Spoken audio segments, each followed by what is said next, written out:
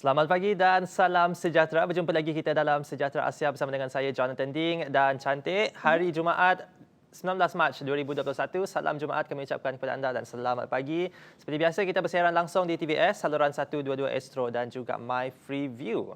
Jadi selama 1 jam lah kita akan bersiaran. Akan ada topik menarik yang akan kami kupaskan. Jadi pastikan anda terus setia sampailah ke penghujung rancangan. Selamat pagi Cantik. Selamat pagi Apa John. khabar? Sihat. John Sihat. sihat. Sihat. Bagus. Jadi hari ini Cantik menggunakan baju pink-pink bunga-bunga. It's a batik. Sebatik? Okey. Yap, jadi seperti biasa 1 jam kita akan bersama dan kepada anda yang mungkin belum mengikuti kita di laman sosial, ikuti kita di Facebook dan juga Instagram Sejahtera Asia. Baik Cantik, mungkin boleh kongsikan kepada penonton kita apakah topik kita pada pagi ini? Okey, topik kita pada pagi ini John, kita akan temu bual bersama juara Malaysian Invasion Mixed Martial Arts. Wanita pertama lah yang join MIMMA dengan seorang usahawan. Seorang usahawan perniagaan. Yap, dan topik bersama dengan usahawan tersebut adalah mengenai jadilah diri sendiri. Ya, jadi itulah antara topik yang akan kami kupaskan dan akan kami kongsikan bersama dengan anda. Jadi pastikan terus bersama dengan kami. Dan seperti biasa, kita akan mulakan dulu dengan perincian COVID-19 perincian berita ringkas yang kami nak kongsikan kepada anda. Dan saya akan mulakan dulu dengan perincian berita ataupun COVID-19 di Malaysia. Baik, semalam jumlah kes sembuh harian merekodkan mengatasi angka kes positif iaitu sebanyak 1,503 individu disahkan pulih dan ini menjadikan jumlah kes sembuh kini di 312,461 kes. Pada masa itu 1,213 lagi kes positif dikesan menjadikan angka kes positif di negara ini kepada 328,466 kes. Selangor masih lagi menjadi negeri tertinggi dalam pengesanan jangkitan kes positif iaitu 353 kes, diikuti Sarawak 303 kes, Johor 142 dan Pulau Pinang 104 kes. Juga dilaporkan, dimaklumkan sejumlah 3 lagi kematian baharu direkodkan menjadikan angka jumlah korban kini 1,223 kes. Dan untuk perincian COVID-19 di Sarawak, Cantik, sila kongsikan. Terima kasih John.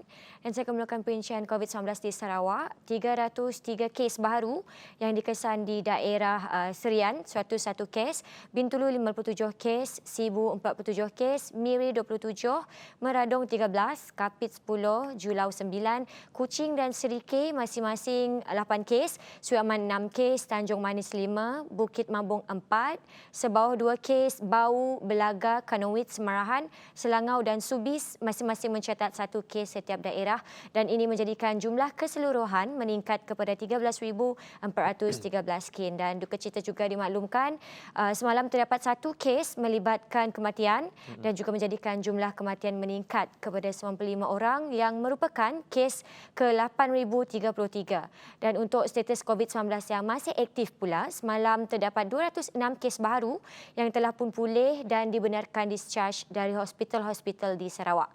Ini juga menjadikan jumlah keseluruhan kes positif COVID-19 yang telah pulih dan dibenarkan discharge seramai 10,838 orang. So stay safe everyone. #kita jaga kita. So makin hari makin meningkat ya John. Betul. Dekat Sarawak masih lagi tinggi, 303 kes. Jadi kita tak bolehlah ambil mudah ataupun senang lain dan sebagainya. Dan itulah patuhi SOP.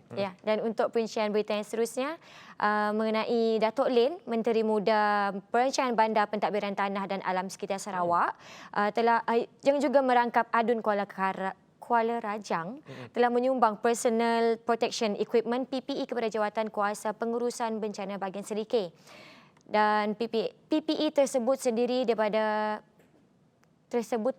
daripada 102 kotak pelitup muka, 105 unit pelindung muka, 20 kotak sarung tangan dan 5 pack isolation gown untuk kegunaan petugas-petugas barisan hadapan Jawatan Kuasa Pemantauan SOP COVID-19 di sektor yang terpilih di Serikay.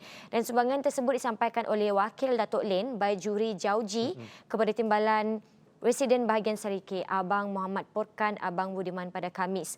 Dan dalam pada itu juga Datuk Len terus mengingatkan rakyat agar sentiasa mematuhi sebarang arahan yang dikeluarkan oleh Jawatan Kuasa Pengurusan Bencana Negeri Sarawak JPBNS ataupun pihak berkuasa tempatan bagi memutuskan rantaian COVID-19 ini terputus. Dan rasanya John, kalau nanti dah Yep. tak perlu pakai mask dan sebagainya, macam mana agak rasa? Saya rasa penggunaan pelitup muka dan sebagainya masih lagi akan diteruskan. Ia akan mengambil waktu yang seketika, mungkin agak lama untuk kita tak payah lagi pakai mask dan sebagainya. Tapi buat masa sekarang, apabila ia telah pun diwajibkan oleh pihak kerajaan dan KKM untuk penggunaan pelitup muka, jadi kita pakailah sepanjang yang diperlukanlah. Sebab ini penting, kepentingan bersama. Lindung diri, lindung semua. Jadi itu saja. Ya, itu saja. Dan untuk perincian seterusnya, John? Baik, Mungkin ini boleh saya nak kongsikan kepada penonton kita jumlah rakyat Malaysia yang telah pun disuntik dengan vaksin COVID-19 setakat 17 Mac 2021, 213 individu telah pun disuntik dengan dos pertama COVID-19. Ini sumber daripada Jawatankuasa Khas Jaminan Akses Bekalan Vaksin COVID-19. Dan daripada itu, untuk berita seterusnya pula, rakyat Malaysia tidak perlu lagi takut ataupun tidak perlu lagi meragui vaksin buatan syarikat biofarmaceutical dari China, Sinovac, kerana ia terbukti berkesan dan selamat. Ini kata Menteri Penyelaras Program Imunisasi COVID-19 Kebangsaan, Khairi Jamaluddin Abu Bakar, berkata Sinovac akan menjadi sebahagian daripada program imunisasi negara. Jadi semalam YBKJ juga telah menjadi individu pertama untuk menerima vaksin Sinovac ini dari China, dan ini akan menjadi sebahagian daripada program imunisasi COVID-19 kebangsaan. Jadi kalau anda diberikan vaksin tersebut, jangan meragui sebab ianya semua selamat. #lindung diri, lindung semua. Jadi itu saja antara perincian berita ataupun perkongsian yang kami nak kongsikan kepada anda di pagi ini, dan terus saja masuk ke topik kita yang pertama. Cantik. Topik kita yang pertama pasal kita akan berbual bersama Puan Joanna Yap Yen Ching, iaitu juara Malaysian Invasion Mixed Martial Arts wanita yang pertama. So, saya nak kongsikan sedikitlah pasal MMA ni, John. So, ia merupakan macam mixed martial arts pertama terbesar di Malaysia. So, ataupun macam combat. Macam combat, kan? Macam combat. So, John pernah tak John benda-benda macam ni? Tak pernah. Saya Time sekolah dulu ke? Taekwondo mungkin. Taekwondo pernah masa sekolah rendah. Macam Cantik sendiri? Pernah lah John taekwondo. Sampai sekolah rendah? Belt apa? Tak sampai belt. Belt Swajin adalah. Okey. So untuk kita mengulas topik kita pada ini, kita bersama dengan Puan Joanne. Selamat pagi Puan Joanna. Good morning. Selamat datang ke Sejahtera Asia. Alright, thank you for having me here. Jadi beliau lah merupakan juara Malaysian Invasion Mixed Martial Arts wanita pertama ataupun MIMMA. Jadi mungkin kita nak tahu jugalah sejak bila Puan Joanna berkecimpung dalam martial arts ni? Saya, kalau kamu cakap dari segi rasmi lah, saya mula mengambil kelas kira-kira 10 tahun dulu. 10 tahun. Pada masa itu saya join kepada Studio 23 di bawah Coach Albert Lim. Masa itu dia mengajar satu kelas seni bela diri yang memang hybrid, yang menggunakan tinju sama dengan Brazilian Jiu-Jitsu. Okay. Jadi saya belajar bersama dia selama 2 tahun. Kemudian selepas itu saya bertumpu kepada Brazilian Jiu-Jitsu. Brazilian Jiu-Jitsu adalah satu seni bela diri yang memang akar dia sama dengan judo, tapi fokusnya lebih kepada teknik yang kita guna, what we call on the ground. Okay. Jadi kalau kita tengok seni bela diri yang kita lebih familiar with macam Muay Thai, Taekwondo, semuanya di atas kaki. Tapi BJJ-nya fokus dia ada atas lantai. Dia memang ada teknik dari posisi berdiri juga, tapi juga atas lantai lah.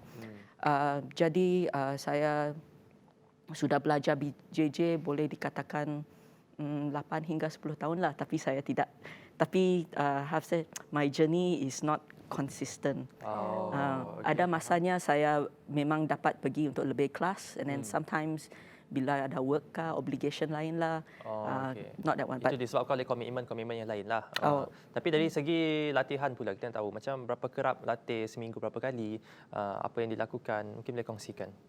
Masa apabila saya mula-mula belajar, masa itu memang saya pergi sekurang-kurangnya 1 kelas sehari. Masa saya berlatih untuk MIMA, sebab saya ada juga belajar Muay Thai juga pada masa itu. Jadi saya berlatih 2 kali sehari.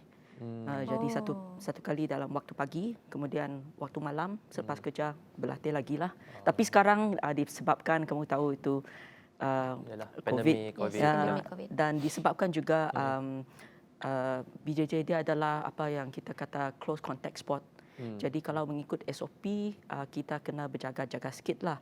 Jadi dari March dulu bila when the MCO first get implemented, we got no class. Ada satu small window awal tahun ini bila kes di Kuching tidak begitu banyak. Kami ada cuba buka, tetapi selepas itu kes di Kuching naik lagi. Jadi kami tutup lagi lah. Jadi sekarang semua orang buat kita latihan solo sendirilah, di mana kami dapat. Tapi memang ada cabarannya lah. So tadi Puan Joanne cakap mengikuti kelas dalam 8 ke 10 tahun yang lepas kan?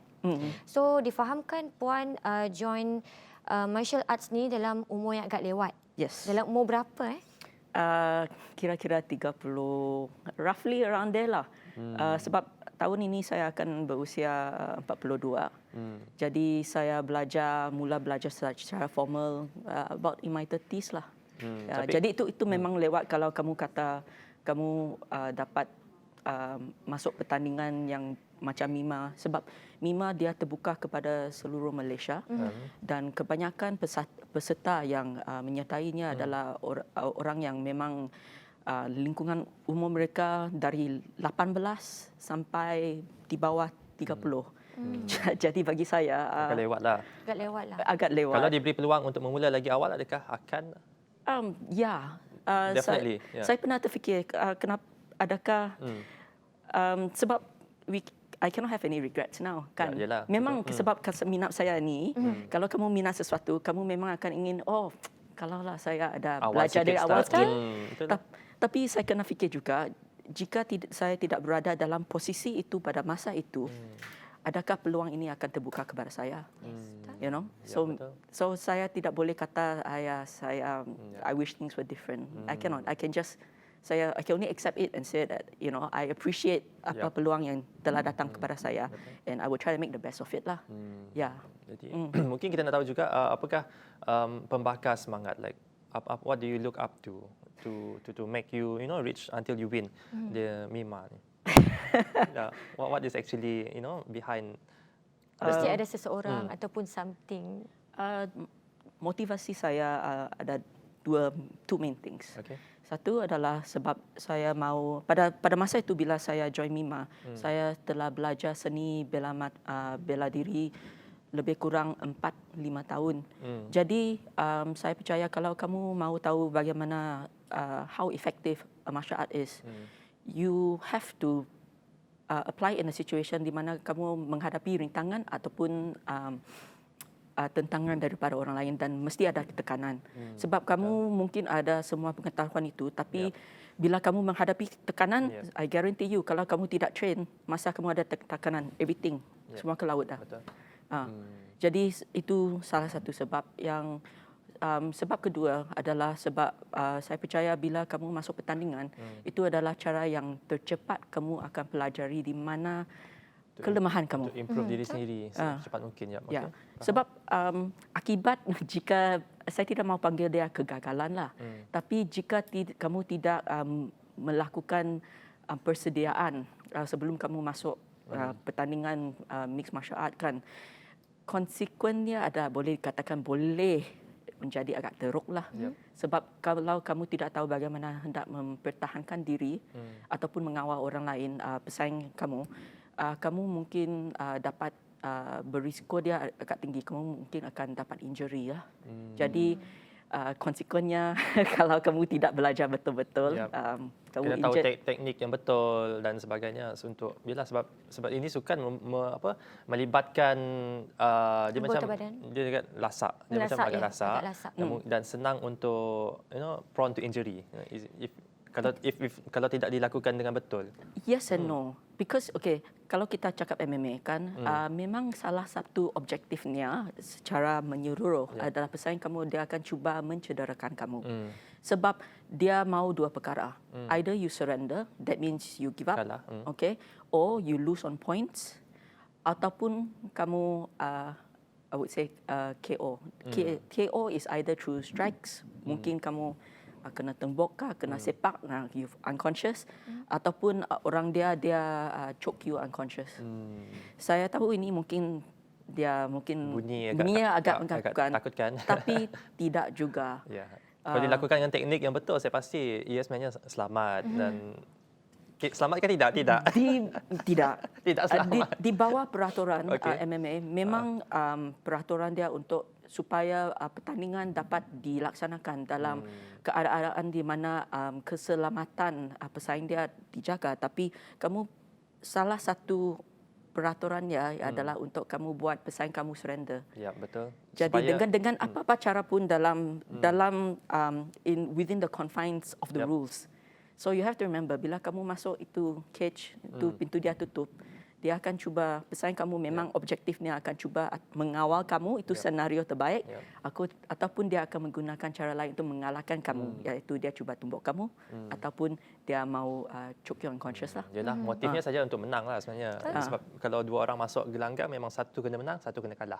Jadi selepas ini kita akan bincang lebih mengenai topik ini, itu bersama dengan Joanna Yap, juara Malaysian Invasion Mixed Martial Arts wanita pertama. Kita berehat sebentar, jumpa selepas ini.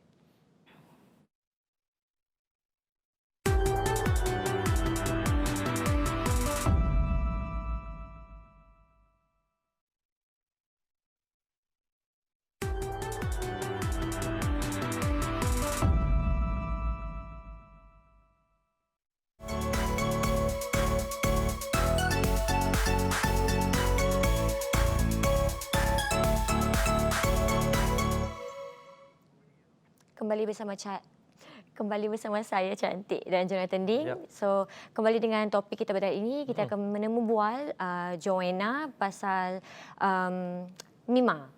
So, next soalan kita tadi. Beliau merupakan juara Malaysian Invasion Mixed Martial Arts Mima, dan kita masih lagi bersama dengan Cik Joanna Yap. Jadi Cik Joanna, just now Cik Joanna sempat kongsikan mengenai keselamatan dalam gelanggang pemain. Tapi macam mana kita nak pastikan keselamatan itu terjamin? That means macam you tak nak sakitkan opponent awak sangat, ataupun memang itu motifnya untuk sakitkan dia? Bagi saya itu bergantung kepada peserta, kepada diri sendiri. Okay. Bagi saya, jika kamu memasuki pertandingan macam itu, kamu mesti bersedia untuk buat dua perkara. Pertama, kamu mesti bersedia yang kamu memang will be the one that's injured. Okay, memang ada risikonya. Sudah terima kenyataan bahawa mungkin injury akan berlaku. Yes, you have to accept that. Okay. Second adalah kamu mesti willing to injure the other person. Kita ramai orang yang willing fikir to injure, macam willing lah. Sebab bukan semua orang willing. Ya, betul. Bukan semua orang willing. Memang ada satu pesaing MMA yang he's quite well known lah. Dia juga adalah Brazilian Jiu-Jitsu black belt. Damian Maia. He's very open. Dia kata objektifnya bila dia masuk untuk bertanding, dia adalah satu pesaing UFC. Dia pernah UFC. Kata bila saya masuk, saya tidak mau, I don't want to injure the other person. What I want to show is my ability to control the other person. Itu buat dia penat dan sebagainya. Tapi dia seorang saja. Semua orang lain, bila kamu tengok dia masa free show kan, dia akan kata, I'm going to hurt you, I'm going to make sure you never come out again. A little bit macam WWE lah, tapi itu this is the real thing. Tapi itu bergantung kepada peserta sendirilah. Jadi dia banyak melibatkan permainan minda dan juga psikologi opponent. Iya, boleh dikatakan. It's like that. Okey, jadi mungkin boleh kongsikan juga dalam musim pandemik ini, macam mana? Adakah ada mempunyai sebarang pertandingan yang berlangsung ataupun macam? At the moment, pada masa ini tidak. Kalau saya hanya boleh cakap sedikit tentang BJJ dan Muay Thai, sebab itu that is what the development that I follow lah. Tapi buat masa kini mengikut SOP, close contact sport tidak dibenarkan. Saya percaya ini, kalau saya tidak silap, sebab saya ada baca informasi dalam media sosial, dia ada kata ada dalam keadaan di mana latihan-latihan tertentu dibenarkan. Tapi mesti mengikut SOP dan ini mungkin juga adalah berbeza mengikut kawasan di bawah kawalan Negeri. pergerakan berlainan. Ya. Okey, tapi bagi kami di Sarawak saya sekarang masih bersama dengan Studio 23. Kami tidak mengadakan kelas sebab kami memang rasa itu adalah lebih selamatlah memandangkan kes di Kuching masih tidak stabil lagi. Jadi we want to protect our students. So I think also Muay Thai also mereka juga they're taking things very slowly and very carefully. Tapi certain types of training masih berterusan lah. Tapi tidak ada close contact. Okey, so dalam bila join sertai benda macam ni, macam mana penerimaan ibu bapa join? Masa saya menyertai Mima, bapa saya sudah pun meninggal beberapa tahun. Jadi ibu saya sajalah. Saya percaya ibu saya dia tidak begitu menerima saya bertanding. Tapi dia mungkin dia pada masa itu dia tidak tahu saya memang serius lah.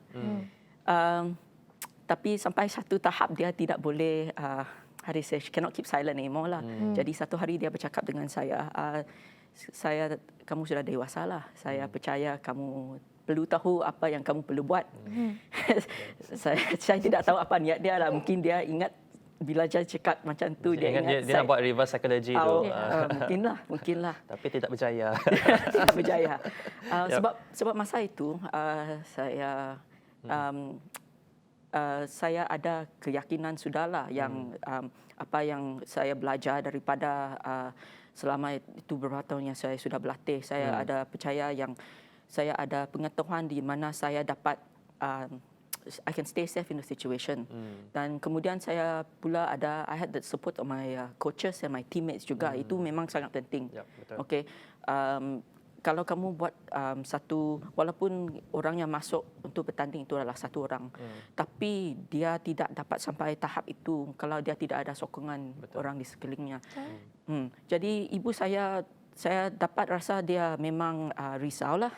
Jadi semasa Mima 3, saya keseluruhannya saya ada 4 pertandingan. Jadi setiap kali pertandingan berada di KL. Jadi saya pergi KL mungkin bermalam di situ satu hari, kemudian balik. Jadi setiap kali bila saya pergi dan saya datang balik, ibu saya akan jemput saya. Jadi setiap kali bila saya datang balik, dia tengok saya macam okey saja. Okey saja, tak ada lebam, tak ada gigi yang hilang, tak ada rambut yang hilang. Jadi dia lama kelamaan saya rasa mungkin dia tidak begitu risau. Kurang risau dah. So dia bagi support lah. Belum lagi. Finals dia, masa waktu finals, dia sudah beritahu saya tidak mahu tengok. Tapi my uncle yang masa tu dia berada di KL, dan my auntie, mereka they persuade my mom. Dia kata, kamu datang KL, tinggal bersama kami, kemudian kami bawa kamu pergi sana tengoklah. Jadi ibu saya dia memberanikan diri dia untuk pergi sana. Kemudian saya bernasib baik sebab kawan saya yang semua dari sekolah menengah, mereka pun datang dari Kuching, dari KL, sampai ada orang ambil semua bagi support lah. Pergi, mereka saya memang terharu. Mereka bawa buat sign sendiri, poster sendiri, mereka semua pergi sana. Kemudian mereka jaga ibu saya juga. Ibu saya duduk tengah sana, mereka semua jaga dia.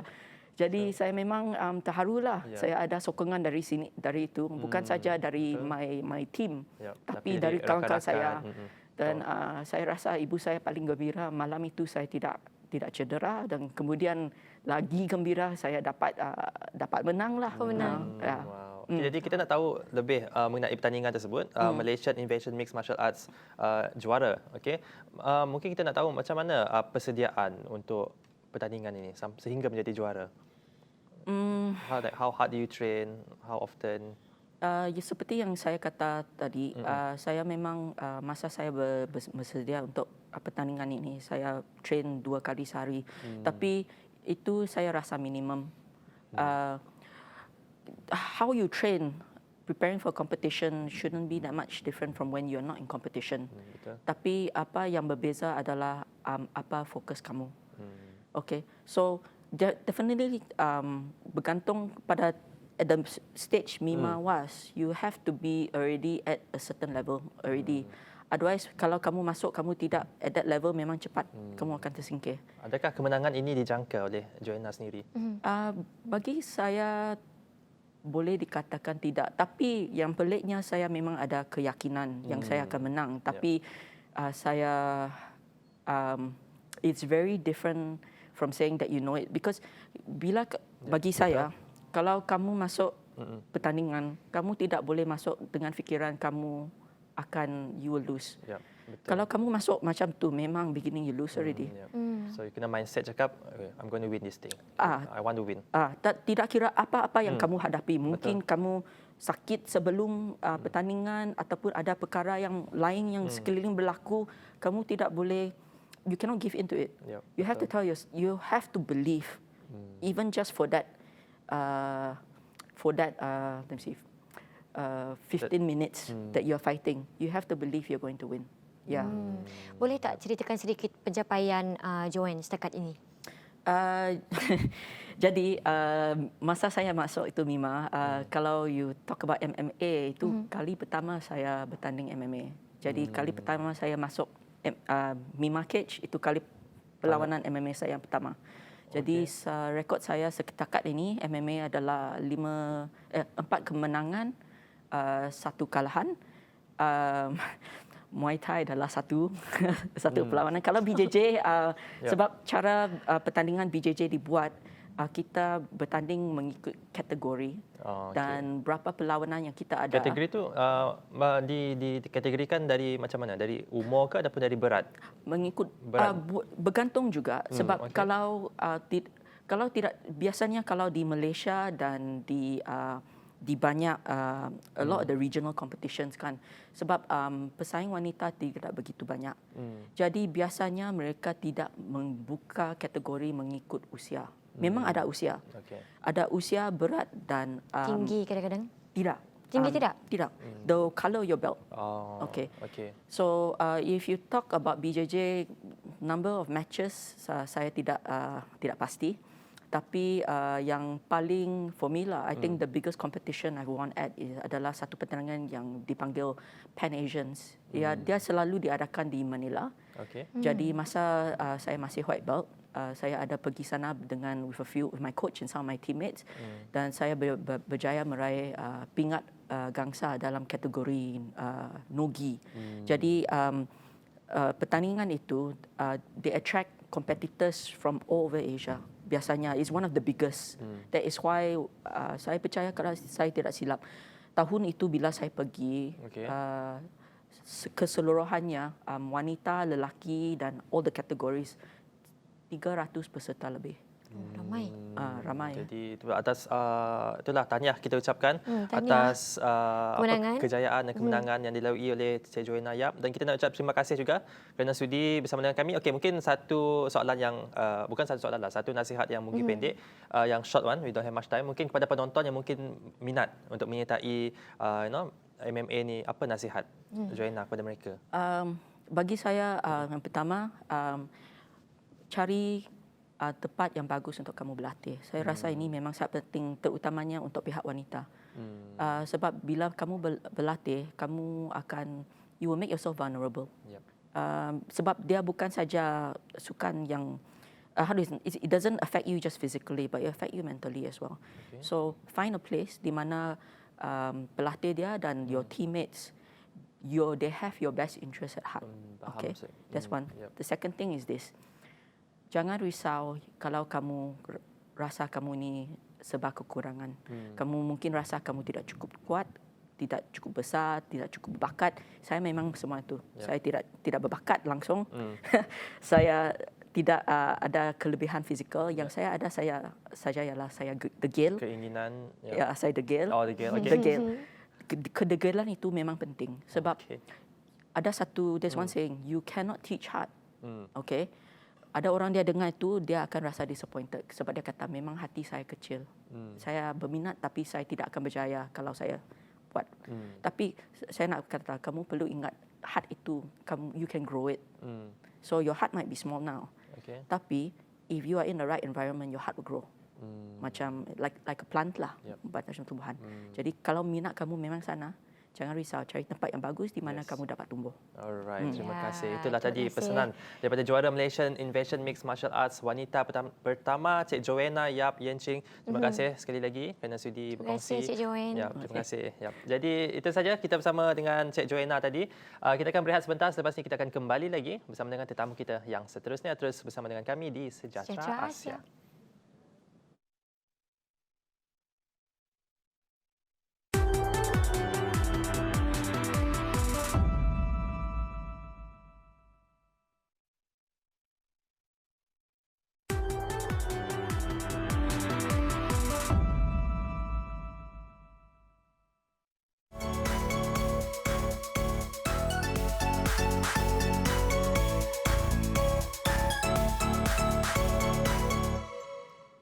Yap, kembali lagi bersama dengan kami dalam Sejahtera Asia. Terima kasih kepada anda yang masih lagi setia bersama dengan kami dan sekali lagi kami nak wawarkan kepada anda yang mungkin belum mengikuti kita di laman sosial Facebook dan juga Instagram, boleh ikuti kita di Sejahtera Asia. Dan kepada anda yang terlepas siaran kita sebelum ini, mungkin nak lihat balik tetamu-tetamu kita yang berkongsi banyak perkongsian, boleh saja ke YouTube TVS TV dan search sahaja Sejahtera Asia. Baik, cantik. Untuk tetamu kita yang seterusnya dan topik kita yang seterusnya, mungkin boleh perkenalkan? Yes, boleh. Kita akan menemu bual bersama Charles Liu, seorang usahawan yang berjaya lah.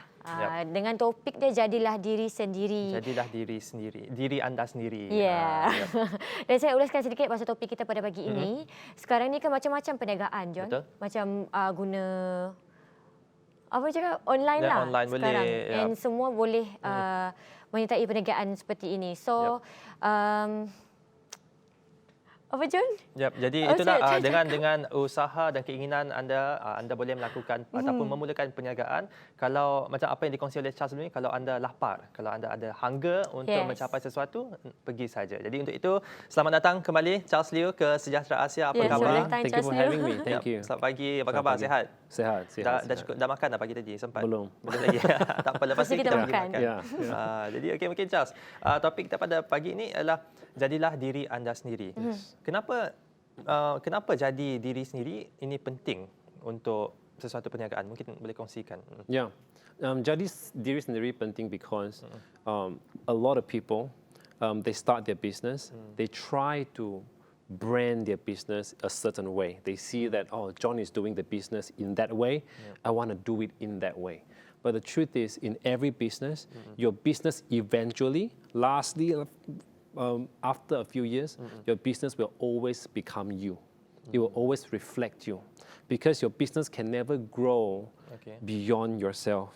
So that's why you have to always add value to yourself to make yourself valuable, because if not, your business will be stuck where you're at. You can brand your business macam Starbucks, but if your mentality is a small cafe in a kampong, your business will always turn into a small cafe with a kampong with the logo of Starbucks, but your mentality is a kampong mentality.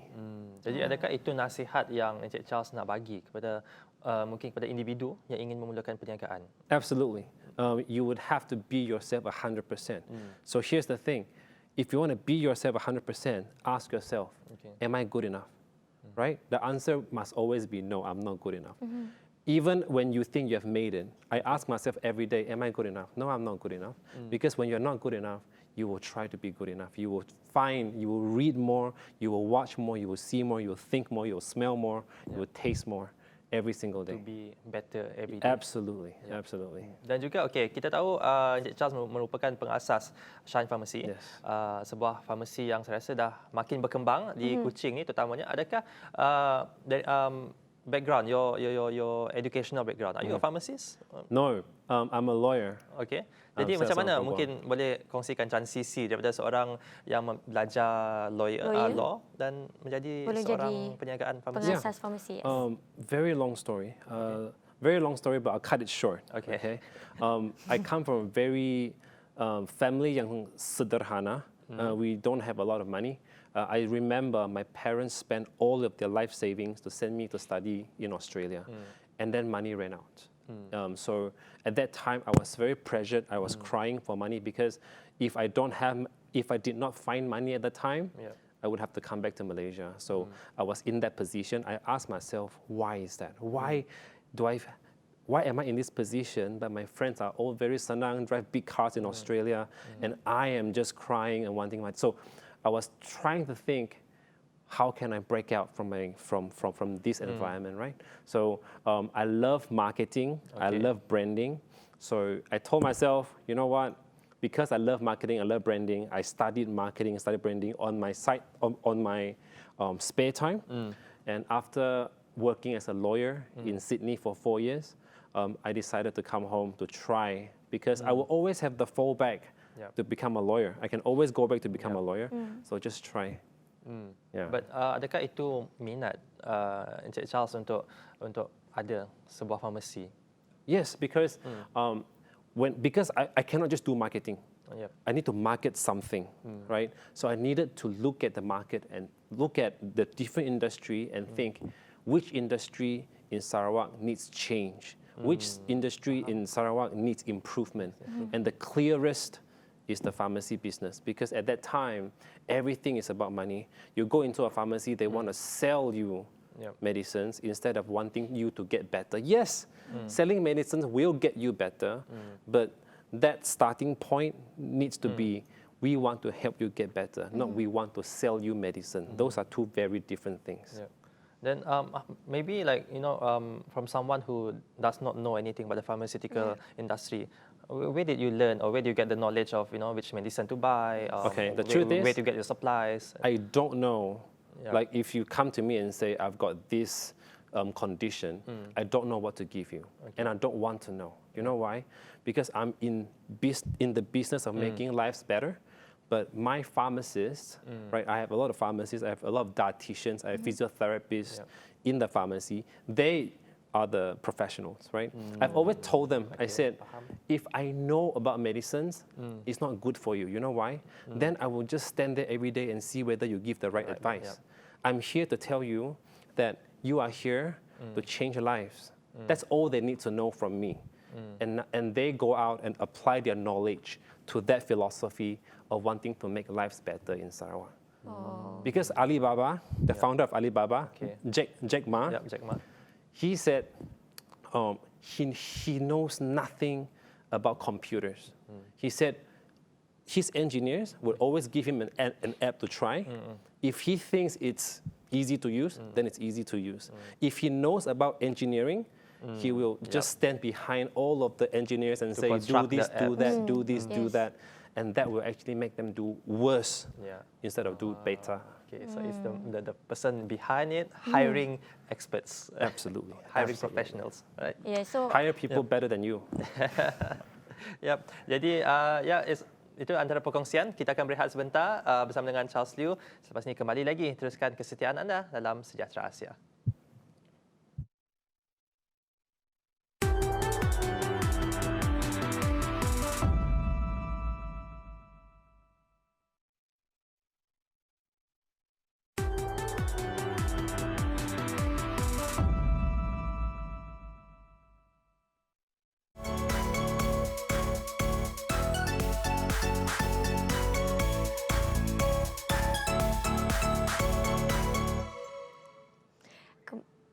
Kembali lagi bersama saya dan Jonathan Ding dalam Sejahtera Asia, dan bersama kita juga pada hari ini adalah Encik Charles Liew, seorang pakar perniagaan dan juga seorang usahawan. Dan berbalik dengan topik kita pada hari ini, jadilah diri sendiri Encik Charles. So tadi kita bercakap mengenai background Encik Charles mengenai your education. Sebelum ini ada background pasal farmasi ataupun tidak, dan sekarang saya nak tanya pasal minat. Kalau diikutkan pasal minat kan, apa yang kita perlu jika nak memulakan perniagaan? Okay. Banyak orang cakapkan you follow your minat, right? Do what you are passionate about, right? Enjoy, okay. And then some people think they're very cool. They say, don't follow your passion. That's stupid. Don't do that. So my advice is this, right? When you say minat in English means interest. Now interest is not strong enough. Okay. So let's talk about passion and talk about hobby. It's very important to know what is a hobby and what is a passion, okay? Now, if you are really good at making kek lapis, it could be a hobby or it could be a passion. So you have to ask yourself, am I trying to create change with kek lapis? Is there a gap in the market No one is making cake lapis like me. My cake lapis, in fact, it's not 7 layers, it's not 9 layers, it's 12 layers. And layer number 3 and number 6 is something different, right? So if you think that that is your passion and you think that, hey, the tourism in Sarawak can actually benefit from this kind of cake lapis or whatever, then sure, it's a passion, pursue it, right? The thing about passion is, it is something that you will never achieve. You can never achieve your passion. You can pursue it. It's like a North Star. It's like a macam bintang utara, you know. So it's always in the sky. So bintang utara, right, means that when you go towards the star, sometimes you go sideways, you know, Yeah. right? And then one day you say, hey, macam not quite right. Look at the star. Okay, go back to the star. That's a passion, okay? And in business, you cannot do something that you are not passionate about. I don't believe in not pursuing a passion. And I'll tell you why. If you ask me to go and open a food business, and you say there's a lot of money there, go there, I can't. It's because there's no passion there, right? The passion for me is to make healthcare more available, more affordable, and more accessible. Now let me ask you this. What is more accessible? What is more available? What is more affordable? More cannot be defined, and that is the point. Because you will never make it more, you can always make it better. Even when I'm 50, 60 years old, I can always make it more available, more affordable, and more accessible.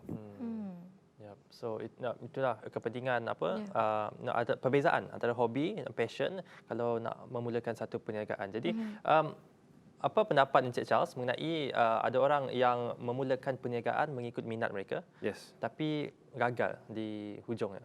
Apa pendapat? I love this question is because we have to define failure. Okay? If John wants to learn how to ride a bike, a bicycle, right?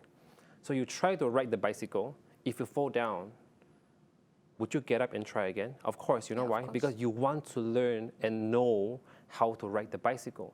So you actually won't see falling down as a failure. You won't, right? Okay. I'll give you a story. I used to have a branch at Vivacity, okay? And then I loved the branch, but it wasn't giving me the returns that I wanted, okay? So I closed down Vivacity and I opened up at the Spring because Spring invited me to go in, right? So, and I just moved on. I just moved on right away, closed down, opened the Spring, whatever. So for me, I needed to open Viva for Spring to see that, hey, you know, you opened there, very nice concept, let's bring that to Spring, right? So I never thought anything about that. 2 years later, after I closed down, driving my mom, I still remember vividly because it shocked me. I was driving my mom in the car and I was telling her, Mom, it's very interesting, kan? I've never failed in business. Very lucky, if not, I would have to go back to Australia already, you know. Right away, by reflex, my mom said, how about Vivacity? And in her mind, there was always a failure, right? So it depends on how you define failure. If you want to succeed in life, in fact, you will see life as a journey. You will never actually see anything as failure. So I mean, things happen for a reason. You learn, yes, because absolutely. of the Vivacity closure of your store, you had an opportunity to open it in Spring, and I think it's better there. Absolutely. Well, I mean, we can't really say that. I can see that. I can see that. Yeah. So once again, it depends on how you define failure. Absolutely. Absolutely. Right. And also, what are your thoughts about, a lot of people say when you want to start a business, you need a huge model, you need money to start up. What are your thoughts about it? I've shared before, it is not about the money. It is about the hunger. It is about you knowing what you have. Money is just a sumber, right? So you have the sumber of time, you have the sumber of expertise, sumber of effort, you have a lot of different sumbers. So go and exchange that sumber that you have. And that idea is also a sumber, right? So find people who buy into your idea and they will give you the money to start your business. So, to invest in your business. Absolutely. Okay, and also, what do you think about, on your thoughts about the risk in business? Like the bigger the investment is, of course, the risk would be bigger. So okay. What are your thoughts about the risk? I can't talk about risk in 1 minute, but I'll say this. People think that when you get into business, you must take huge risks, right? Correct? Right? Because risiko yang tinggi mah, right? the truth about business is that most of the very successful people, you think they took huge risks to succeed. The truth is, they actually look at a situation, look at the potential return, and try to minimize risk as much as possible. That's an entrepreneur. You look at, you want to know the upside, how high is high, and then you want to look at the risk and make sure that, hey, you know what? If I fail, it's actually not that bad. Okay? So I don't want people to go into business. Business is not gambling, you know. Yeah. People think it's judi, you know. They berjudi, you know. They go into business, I may succeed, I may fail. That's a huge risk because 50-50. Yeah. You want to go into a business knowing that, hey, I'm very confident, okay? I know what I'm getting into. If I fail, it's fine because the risk is actually quite low considering the upside is extremely high. And that is the best answer I can give you about risk lah.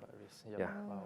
Dia satu perkongsian yang cukup hebat lah. Ya, cukup hebat. Saya suka kalau Encik Charles datang dalam Sejahtera ASEAN ni, memang saya suka. Jadi okey, mungkin one shot apa yang cakap, nasihat, Yes. to our viewers now, to the people out there who wants to start but they are still scared and they still question themselves, Yeah. masih Takut ragu-ragu. gagal. Yes, takut gagal. Yeah. Takut gagal. What would you say to them? Let me see where the camera is. Don't start. Come on. Don't start. Here's the thing. If Okay. you're afraid to gagal, means that you're not ready. Don't start. Okay. Right? There's no urgency to start. No one is forcing you to start. Yep. When you're not ready, you are not ready. Right? If you are an entrepreneur at heart, you won't fear. Because you know why? You will be so tuned in to the change you want to make in the world. You know what I mean? You will be so passionate about that thing you want to do that you wouldn't even consider all of these things because you just pursue it. And business is just one way for you to reach that goal. You don't have to start a business To reach that goal. to reach that goal. True. Yep. So if you're not ready, you're still scared, don't start. Don't start. Don't start. Don't force yourself to Start start. when you are ready. Absolutely. And when you are more hungry. And you may never be ready to start a business, and that's okay because you can work for someone else and get to the same place. Yep. There's nothing wrong with working with someone else too. Absolutely, absolutely. Yep. Alright. Jadi once again, thank you, Encik Charles. Thank you so Thank you, much. Encik Charles. Pengasas Shine Pharmacy. Shine Pharmacy. Dan juga topik kita, jadilah diri anda sendiri. Itu sangat penting untuk memulakan perniagaan ataupun untuk menjadi seorang usahawan. Jadi kita akan berehat sebentar. Jumpa selepas ini di blok yang terakhir hanya di Sejahtera Asia.